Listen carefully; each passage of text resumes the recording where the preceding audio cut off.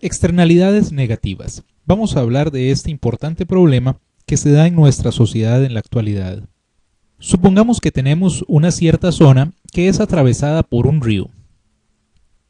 Y en este lugar habitan algunas personas. El lugar es bastante agradable, es muy limpio y eso lo motivó a usted a poner un negocio. Usted puso un restaurante al lado del río. La gente llega a disfrutar del paisaje y comen al lado del río. Usted tiene ahí un buen negocio en armonía con la naturaleza. Sin embargo, río arriba llegué yo y puse una fábrica. Mi fábrica produce, por ejemplo, insecticidas. Mi producto es algo contaminante.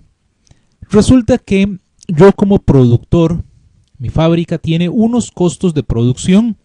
Estos costos de producción, que los conocemos bien de los cursos de contabilidad de costos, serán los costos de los materiales, los costos de la mano de obra, los costos indirectos, los gastos administrativos, de ventas, financieros, etcétera. Todos los costos y gastos que una empresa puede tener. Estos costos los genero yo como productor y nadie más va a sufragarlos si no soy yo mismo. O sea, mi empresa será la que tendrá que pagar su planilla, tendrá que pagar a sus proveedores, tendrá que pagar todos y cada uno de los servicios que contrata, etcétera. Entonces, tenemos que estos son los que llamamos costos privados. Son costos entonces que son producidos por alguien y recaen sobre ese mismo productor. Eso es lo que tenemos, que es un costo privado. Ahora bien, en esta situación nos encontramos con algunos otros costos adicionales. Yo encuentro muy cómodo, muy barato, empezar a lanzar mis desperdicios al río. Y esa agua que era limpia, que era cristalina, empieza a ponerse turbia. El agua empieza entonces a estar contaminada. Y entonces empiezan a morirse los peces y empieza a haber toda una afectación. Esta agua contaminada y esta afectación a la flora y la fauna empiezan a afectar, por ejemplo, la salud de las personas que ahí viven. Y también tenemos que empieza a afectarse su negocio. Ya nadie va a querer llegar a comer al lado de un río contaminado. Estos costos no son costos privados. Estos son costos que llamamos externos. Es decir, yo no voy a pagar el médico de esas personas cuando se enferman, ni yo voy a llegar a pagarle a usted por los clientes que ha perdido su negocio. Esos son costos que yo estoy produciendo, sin embargo yo no estoy pagando.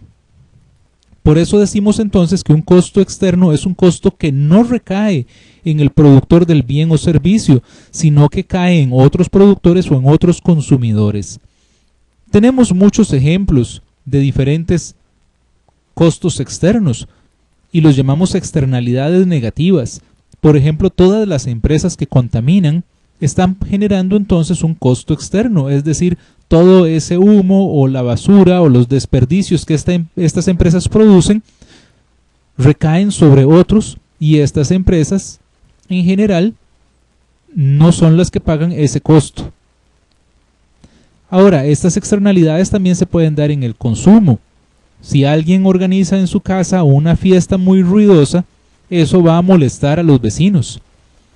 Ese costo externo, es decir, ese costo que le produce a los vecinos, no lo paga el que organiza la fiesta.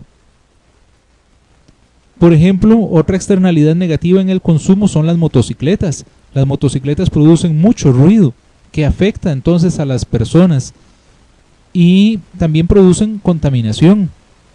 Entonces, tenemos que todo ese ruido y toda esa contaminación afecta a todas las personas en las calles o en las viviendas, y el que va conduciendo la motocicleta no paga ninguno de esos costos. Sin embargo, son verdaderos costos y afectan a la sociedad. Otra externalidad negativa en la producción corresponde a las empresas que destruyen el ambiente. Para construir un comercio, por ejemplo, entonces vienen y se cortan árboles, se afecta a una comunidad vecina y entonces todo esto es un costo externo.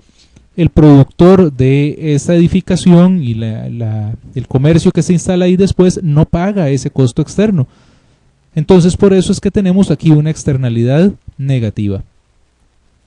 También pueden existir externalidades positivas. En este caso lo que se produce no es un costo externo, sino un beneficio externo. Tenemos el caso de las abejas. Las abejas ayudan en la polinización y por lo tanto pueden beneficiar a productores de otras cosas, productores de plantas o de flores, de otro tipo de productos que no son la miel misma. Entonces ahí hay una externalidad positiva. Otra externalidad positiva se da en el consumo, por ejemplo, en el caso de la salud. Cuando usted está enfermo, usted toma un medicamento o usted previene, digamos, la enfermedad y generalmente lo hacemos por beneficio propio. Sin embargo, también estamos evitando el contagio, es decir, estamos evitando que otras personas se enfermen. Eso es un beneficio externo. Tenemos una externalidad positiva en el consumo también, por ejemplo, cuando se restaura una edificación y eso mejora el paisaje y genera beneficio a todos los demás. Otra externalidad positiva es la educación. Cuando una persona se educa, no solamente se beneficia a sí misma, beneficia a las personas que están a su alrededor y beneficia a la sociedad en general. Muy bien, en este caso vamos a seguir hablando de las externalidades negativas, luego vamos a tener un video para ver el tema de las externalidades positivas. Regresando a nuestra situación aquí, entonces podemos preguntarnos, ¿cuánto le cuesta a la sociedad este producto que esta fábrica está produciendo? Y entonces tenemos que hay un costo social. Este costo social es la suma del costo privado, que es básicamente el costo de producción, más el costo externo, que es ese costo que se le genera a otras partes involucradas. Veámoslo gráficamente. Tenemos en el eje horizontal la cantidad y en el eje vertical el costo. Y entonces tenemos el costo marginal privado creciente que tiene la forma que normalmente hemos estudiado para un costo marginal. Y entonces debemos agregar aquí el costo marginal externo, es decir, el costo externo de cada unidad producida. La suma de este costo marginal privado más el costo marginal externo nos dará el costo marginal social. Ahora, ¿por qué si esto genera un costo marginal que puede ser elevado, por qué las personas compran este producto? Bueno, este producto tiene una demanda, eso es porque produce un beneficio y existe entonces un beneficio marginal por cada unidad producida. Adicionalmente debemos decir que los consumidores posiblemente no conozcan el costo que se está generando y muy probablemente ni siquiera tengan posibilidad de saberlo. Entonces vamos a agregar aquí el beneficio marginal que nos va a dar por resultado la demanda y tal y como la conocemos pues es decreciente. Ahora, ¿cuál es el problema entonces? El mercado tal cual solamente percibe el costo privado, no los costos externos. Decíamos entonces que los consumidores no saben el costo externo que aquí se está produciendo. Entonces esta demanda no se va a ver afectada por el costo externo. Y el mercado lo que percibe es básicamente el costo marginal privado. Es decir, el costo marginal privado no refleja los verdaderos costos para la sociedad.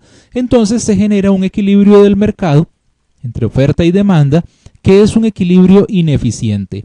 ¿Por qué es ineficiente?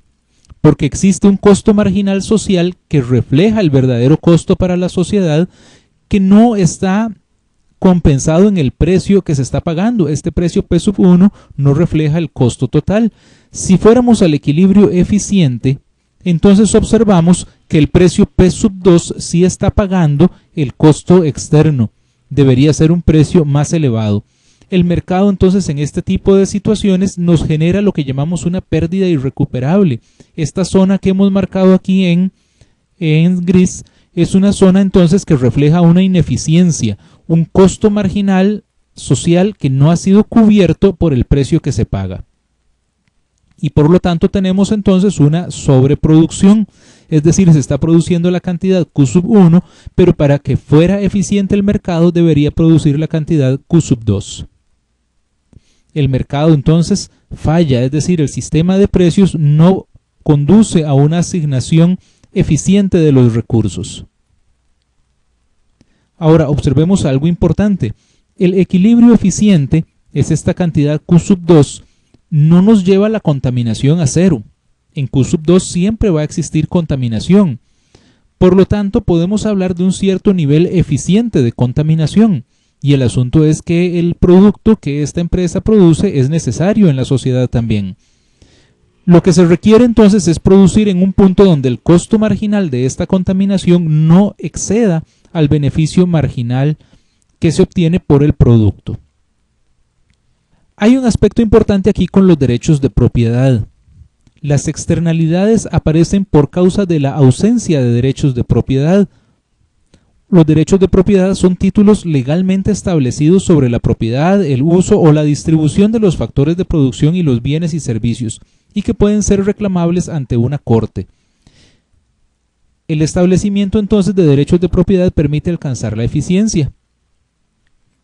Si existiera, por ejemplo, un dueño del río, entonces el contaminador tendría que enfrentar todos los costos y el mercado haría que el costo marginal social sea igual al costo marginal privado. Por ejemplo, si la empresa fuera dueña del río o si los habitantes fueran dueños del río, entonces la empresa no podría contaminar de igual manera el río. Por lo tanto, entonces los derechos de propiedad juegan un papel importante aquí.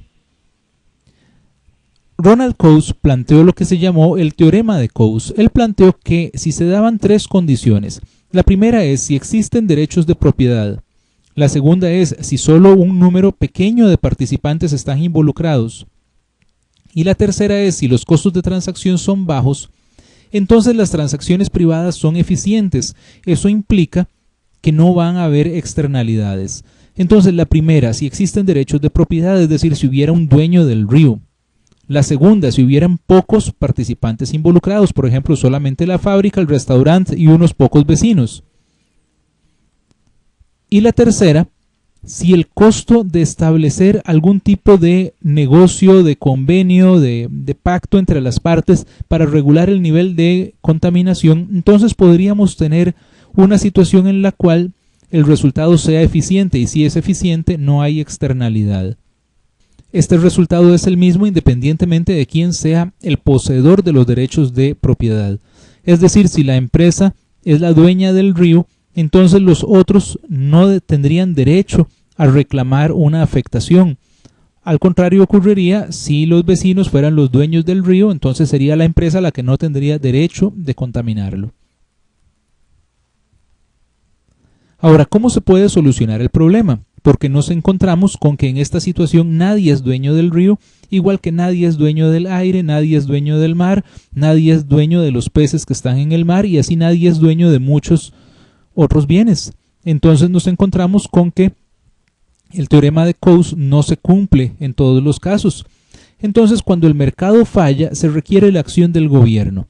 Hay tres acciones principales que los gobiernos utilizan para enfrentar los costos externos, que son los impuestos, los cargos por emisiones y los permisos negociables.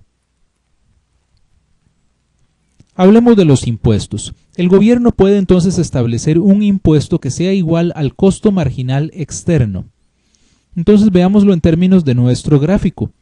Tenemos que la diferencia entre la curva del costo marginal privado y el costo marginal social, esa era el costo marginal externo. Entonces el gobierno puede establecer un impuesto equivalente a ese monto.